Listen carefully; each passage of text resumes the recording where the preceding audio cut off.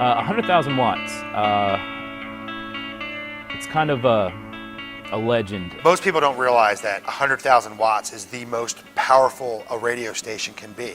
So any other big radio station in town can't exceed that power. And here you are, you have a student-run radio station that's as powerful as the biggest station in Atlanta. It's amazing.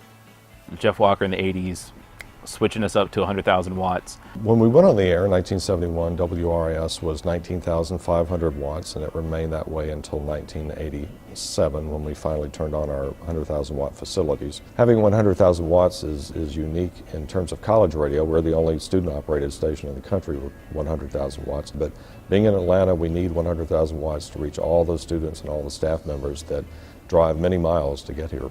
And it means on a good day we can be heard in up to 5 states, Carolina, South Carolina, Tennessee, Alabama, and Georgia. And we've even got a letter once from a gentleman in Minnesota who was an FM enthusiast. He had his own special antenna that actually picked us up all the way up there one day and wrote us a letter about it. It's amazing to be the only one, and I think it's a huge sense of pride. Currently, I am the advisor and operations manager for WRAS. I'm the marketing manager for Adult Swim. I am a supervising producer in on-air promotions at Turner Network Television right here in Atlanta. Currently, I'm the assistant programming manager at Turner Classic Movies. I was general manager from 2008 to 2010 at WRAS. I'm the current general manager. And I'm the current news director at WRAS. I am a DJ for Beatscape Lounge here on Album 88. I loved the bands that came through the station. Some of my very favorite bands ever came through and did live sets. Willie Nelson, who was here, that's pretty epic. You can't get more epic than Willie Nelson. Willie, would you care to play another song? Yeah. What about the opening of Teatro? I don't have a problem with that. The radio station had played Willie Nelson records, here and there, maybe on the country show, but we hadn't really had a chance to have him down to the station and interview him. That was huge. Having the opportunity to meet Willie Nelson was one of the highlights of my life, and I also have one of the biggest regrets. Meeting him, holding his legendary guitar, which I got to do that day, meeting his sister, it was all amazing. Listen to him perform. He actually was sitting closer to me then than you are right now. Like, he was right there, and he's such an icon. It was one of the highlights of my life. One of the biggest regrets of my life, Willie gets on the tour bus, turns around, says, "Thank you. Thanks, Matt. Really appreciate it." His sister turns around, grabs my hand, and says, "Why don't you get on the tour bus and come down to the show with me?" And I look up and I'm like, just like blown away. And one of his bodyguards looks at me and does one of these. And I was like, "Thank you, I appreciate it, but no, just, have a great show, best of luck." And I walk away, and I swear to God, there's not a year that's gone by since then that I don't think about that at least once a year. That interview prepared me for any other interview I was going to do in the future, or working with celebrities, because that kind of broke my, oh my God, what am I going to say, what am I going to do thing, that they're human too, they have to put their pants on one leg at a time just like everybody else. WRAS has contributed a lot to Atlanta culture, and you can hear it from when you first start working on the air and getting phone calls. The listeners at WRAS are awesome. They're awesome because we want to hear everything that they have to say. They're very candid about how they feel about our music. If they don't like it, they will tell us. If they love it, they will tell us. They will ask for where they can get all music like it. I think that's the basis for our specialty shows. And I think it's a large part due to our listeners, who are great and who we at Album 88 truly appreciate. I married a listener. From time to time, DJs will, if they're at the station long enough, they'll have listeners that'll call them all the time, and not stalkers. We don't like to call them stalkers, we like to call them listeners. And they'll always call, and they think they're your buddy.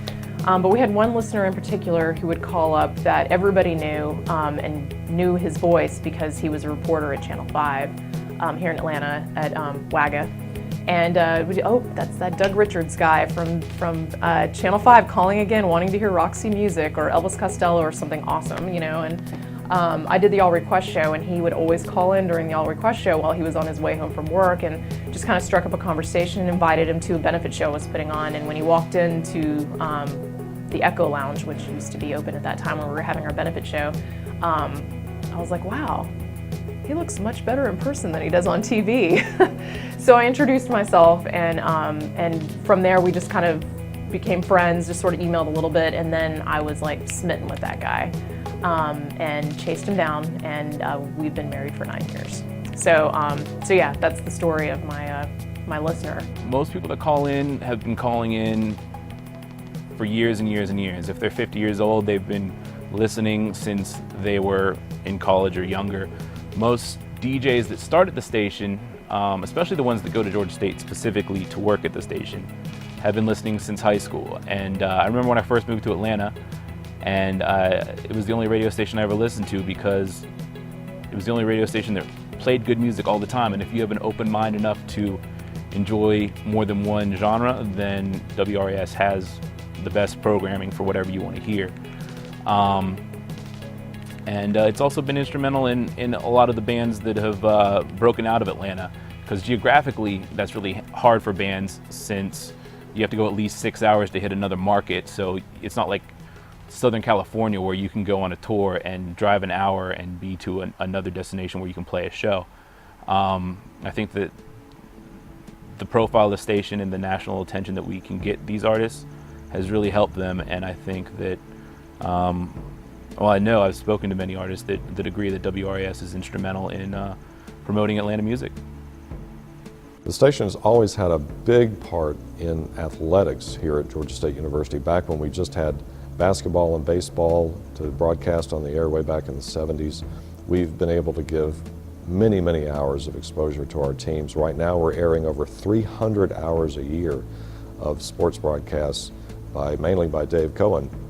Well, my relationship with the radio station WRAS dates back to 1982 when I came to school here and got involved in the Georgia State basketball radio broadcasts. And I've been the radio play-by-play voice now of Panther basketball for the last 28 seasons.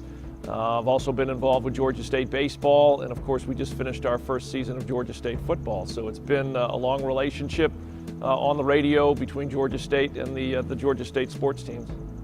We don't have a huge news staff, but the reputation of our station as being very well run has helped two of our students to get jobs at NPR. Now, The Hub is a GSU student-produced news show, and I love The Hub. All of the news team loves The Hub. You know why? Because they get a chance to really go out there and interview subjects that they enjoy. Just recently, this week, Alton Brown, you may know him from the Food Network. He came, pretty interesting. A lot of people come to the university and they wonder why we're not WGSU instead of WRAS, and that's simple. In 1971, another radio station in New York had already received the call letters WGSU, and so we had a whole list of call letters that we asked for back when we applied for our permit in 1970, and none of the call letters that we wished to have in the list worked until we got down to WRAS, which stands for Radio at State.